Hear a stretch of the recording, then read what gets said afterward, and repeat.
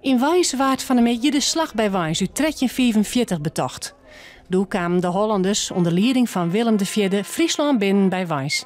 Maar ze waren terug opstandige Friezen Delslijn. De wut wil zijn dat we dertig nou nog altijd Fries praten.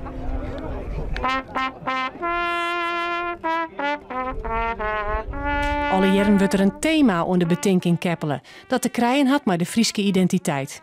Dit hier is het thema Mierskip. In Friesland ben je hield iets meer net Friezen en nevens de stichting Slag bij Wijns moet er een balans tussen de groepen voeren worden.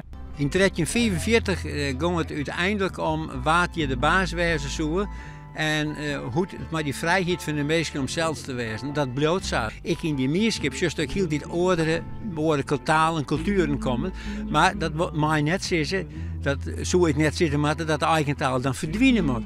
Bij de bijeenkomst wie ik deputaire Johannes Kramer. Nevens hem gaat het juist om meer als alleen nog de taal.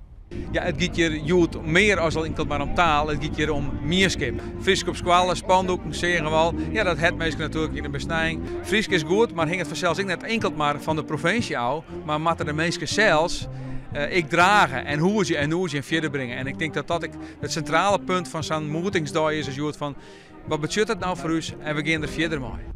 Maar taal is meer als alleen nog maar communicatie, vindt Dijkstra. Het gaat er natuurlijk om, door bist een Fries, door bist een Engelsman, door bist een Fransman. In die eigen taal komt het er dichtstbij. Dus als het taal is, is het net alleen nog communicatie. Dat wil oors nu heel graag in de school. Dat denk ik. Je komt er niet zo ver mee.